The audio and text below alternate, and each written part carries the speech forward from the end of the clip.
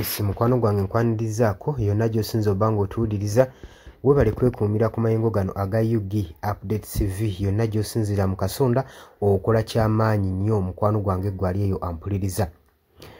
Amawulire agava mu Democratic Republic of Congo abayeekera ba M23 batabuse. Abayeekera ba M23 batabuse era bakombye ne kwerima. Bakombye kwerima era si mawulire malungi eri eggwanga erya Democratic Republic of Congo ne gavumenti etuula mu kibuga Kinshasa gwe ali yampuliriza.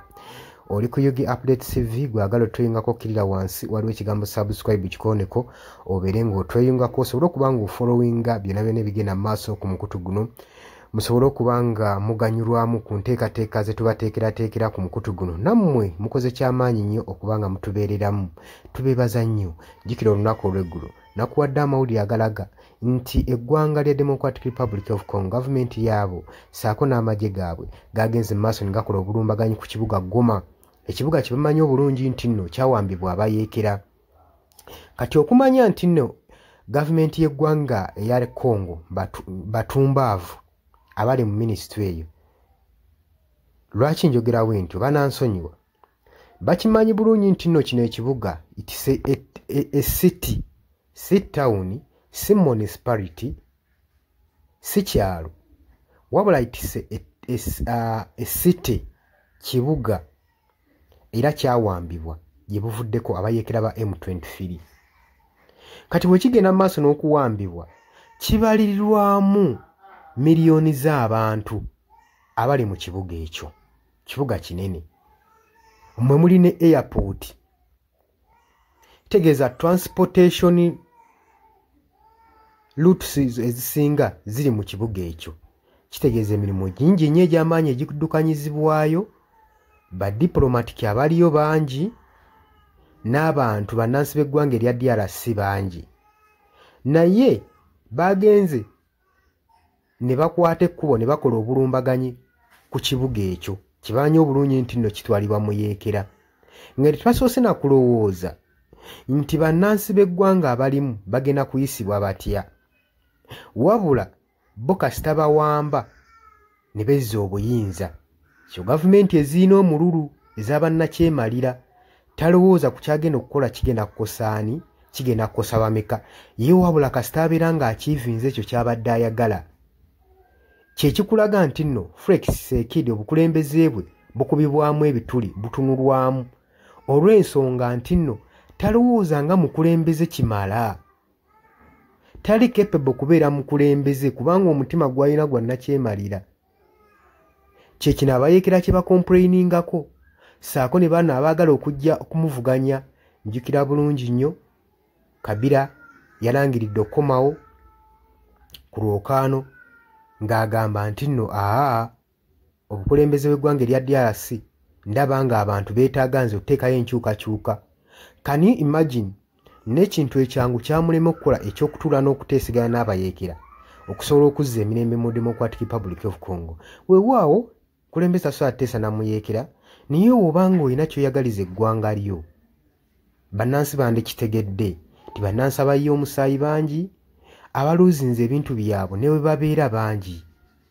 Kati ku n'olw'ensonga eyo yandibadde atuula ku lwabwe ne basobola okuba nga bazza emirembe mu DRC ne bafulfiringa demand ze zino entonotono ne basobola okulaba abateekawo akabonero k'okuzza emirembe mu ggwanga erya Democratic Republic of Congo.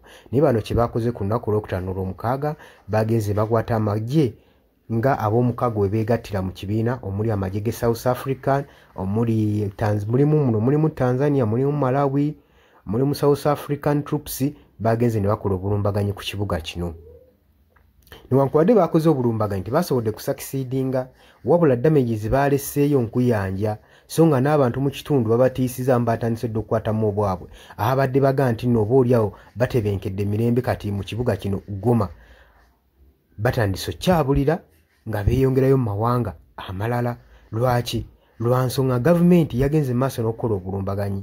Kati olw'ekikolwa ekyo abayeekera ba M23 bavuddeyo ne bagamba nti nno olw'okumenya endagaano gye twali twakola ne South African Development Community okubanga ewizidowinga amagye gaayo mu Goma mwagitattanye mwagiviolentinze katugenda kubaako kye tuzzaako ne bagamba masekati nga tuli mu kibuga Kata tuli mu kuteeseganya mirembe twagala okuteekawo dialogues ez'okuba nga tuzza emirembe mu DRC mwe mutandika okukolako obulumbaganyi kitegeeza nti ebigendererwa byammwe birala kitegeeza ebigendererwa bya Felix Tshisekedi birala tayagala mirembe kati n'abayeekera nabo bagamba mulinde kye tugenda okuzzaako mugenda kubanga mukiraba kitegeeza nti n'eggwanga lya DRC si lyakutebenkeza mirembe ku budde buno kubanga zonna zo paati ziremeddwa okukkiriziganya ne gavumenti eyandirumiddwa abantu baayo okutegeera kugiremye kati gw'osuubira ki ekigenda okubaawo wabula gwe ky'oba omanya teri muntu akwatagana ne Nakyemalira n'akozesa enkola ez'okuzza emirembe mu ggwanga jjukira nno Felix Tshisekedi munywanyi wa Mwami Yoweri Kaguta Museveni kati alowooza nti system Mwami Yoweri Kaguta Museveni gy'akozesa agenda gikwata agiteeke mu ggwanga erya DRC asobole okubanga yeddiza eggwanga lino ne territories ezisinga kiolaba n'abayeekera bava ne bagamba bo tebalwanira governance balwanira justice na kutwalibwa nga bannansi kati nga hano ffe mu Uganda mazima da gavumenti yaffe tetutwala nga bannansi b'eggwanga ya Uganda wano mu kibuga Kampala era batuyisa bulala nnyo oba obitunuddemu engeri gye bayisaamu Munnayuganda awangalira mu Central ddala nnyo so abantu we beekyawa okwekyawa si basiviliani bokka be balina okwekyawa wabula nammwe abali mu bitongole ebikuumaddembe mulaba nga bannansi bannammwe babonyaabonye nammwe musobola okusitukiramu nga olaba abayeekera bano aba M23 kye baakola ne musobola okuba nga mukola ki mulwanirira ku ggwanga lyammwe kuba baganda bammwe bannyinammwe baganda bammwe ba brother bali eno babonyaabonyezebwa bakyunyizibwa olw'okuba nga tebalina mmundu kyokka mmwe abalina emmundu abasobola okuteekawo enkyukakyuka muliyo musirise oli ku Yugi Update TV kosinza oba ng'otuwuliza kutegeeza nti kiri wansi waliwo ekigambo subscribe kikooneko gwagala otweyungako osobole okuba nga otwegattako ddala bulungi nnyo mbaagaliza weekend ennungi baganda bange mweraba yes nkulamusizaako nnyo mukwano gwange yonna gy'osinzira okuba ng'otuwuliriza bwenna omuwuliriza wa Yugi Update TV mukola kyamaanyi nnyo okwekuumira ku mayengo gano mwe abali emitala w'amayanja abali mu diaspora nammwe mbalamusizaako nnyo sibeerabidde kubanga wemmwe mpagi luwaga abayimirizzaawo amayengo ga channel eno okuba nga ekulaakulana n'okutuusa eddoboozi lyammwe eri abantu be muba mwagala libatuukeko bonna bonna abali emitala w'amayanja ye mbamenye ntya abali e Qatar, Dubai, US, UK abali mu South Africa abali ku muliraano mu Kenya Nairobi abali mu Canada abali mu Dubai mwenna mbaanirizaako nnyo mwe bali kwekuumira ku mayengo gano aga Yugi Update TV kakati nno era mu ngeri y'emu twagala obbategeeza mikwano gyaffe nti enamba y'essimu gye tutadde mu WhatsApp gy'olaba eyo eri mu kikala ekimyufu eri mu people power color eyo nno gwayagala okuba ng'olanga naffe gy'ogenda okuba ng'oyitako gwe mukwano gwange gwayagala okukola advertisement osobola okuba ng'okuba bizinesi y'abantu enamba gy'oba oyitako ojja kuba ng'osobola bulungi nnyo communicatinga naffe buli kyonna ky'onooba oyagala tuteeseganyeemu nakyo gwe ali eyo ampuliriza mbeebazaamu ak'ensusso mmwe abagenze mu maaso okukola omulimu gw'okusubscribinga kweno channel buli wosubscribinga kimanye nti oba oyongeddeko eddaala kweno channel so mmwe mbeebazaamu ak'ensusso nammwe ababyagaliza ab'enganda bako n'ab'emikwano mbakubiriza okusubscribinga ku Yugi Update TV mukolera ddala ekintu ky'amaanyi weewaawo naawe gwatanima kuba ng'otwegattako nga oliko gwo atuwuliriza osobola okugenda wansi awo waliwo ekigambo subscribe n'okikoonamu ojja kuba ng'osobola bulungi nnyo otwegattako buliwo subscribe nga kitegeeza oba ogenda kuba ng'ofollowinga buli kyonna ekigenda mu maaso ekikolebwa ku mukutu guno ogwa Yugi Updates TV kitegeeza ki nti gwe ayagala okuba ng'otufollowinga oba omaze okusubscribinga teweerabirako na mukadde genda wansi wali okoonene mukadde osobola okuba ng'ofuna notification message buli wookona mukadde wabeerawo ka notification message akajja akakulaga nti nno waliwo information erinkinze ku Yugi Update TV gwe mukwano gwange ali eyo mpuliriza